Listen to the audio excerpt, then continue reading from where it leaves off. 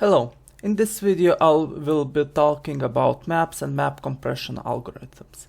We were extensively using polygon asset packs for maps, mainly adventure, apocalypse, sci-fi, space, dungeon and extras. If you like the assets and want to use them for your own projects, link to Synthistore is down in the description. Note that I won't be able to showcase everything as some arenas were not built by me. I can show you the colliders that were placed by me in order to optimize the gameplay to reduce collision calculations. As you can see, I have already prepared the maps for the showcase, as in maps with copy. Now, there is not much to see in the first map, as it was designed to be played in space, and to top it all off, I also had to delete the arena. Note that the theme itself was originally suggested by me, which was post-apocalyptic, while I worked on the first map for testing purposes, so that should be fine. This map's backgrounds are not exactly perfect examples of my compression algorithm, as I never ended up implementing additional expandable compression components. But this will do. How my compression algorithm works is pretty simple. It scans all objects, checks their overrides, and if overrides are supported, that prefab exists, and if it is an addressable object, it compresses it. Currently, compression algorithm only supports tags, layers, transform value overrides, and also names.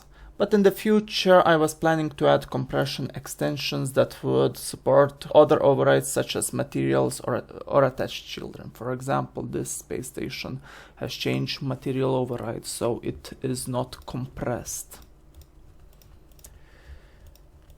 Debris has an attached random rotation and random start rotation scripts. All maps use spawn triggers when spawning units into the map. Its borders are made with gizmos to show the spawning point of those units and to make it visible for map builders to visual spawning points. All the squares can be controlled within the readme constant values within the script, and it can move depending on the collisions, so heights and etc. Camera will be explained why it exists later, and this will also be showcased when I'm gonna showcase shader graphs.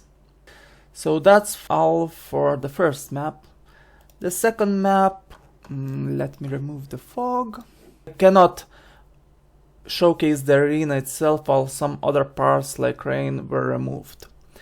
This map, I would say, was also never finished, as the water had no shaders attached to it to make it move. But what's good about this map that you can actually see compression algorithm much better, as it actually reduces more meshes. Third map, I also cannot show you the arena of the third map, but it does showcase my compression algorithm quite well, as this is the background that is reduced. The main goal of the compression algorithm was to reduce the scene file size, and it worked quite well. Next map. This map is my second map that I completely developed, including all ramps, themes and so on, so I can show it fully. All maps were designed to be completely symmetrical, but what I tried doing is often changing the scenery so that the player would be able to better orient themselves and understand which part of the map is his. Even on this map, although all sides are symmetrical, there are certain aspects that are different, such as the cave-in or the slightly open door. Even something as slight as gold coins on the ground, mushrooms on the walls, or electronic equipment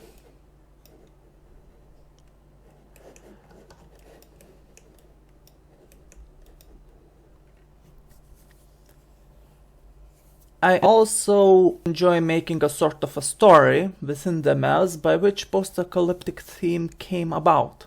You can also see that from the previous backgrounds such as ruined space station or completely submerged city in the distance.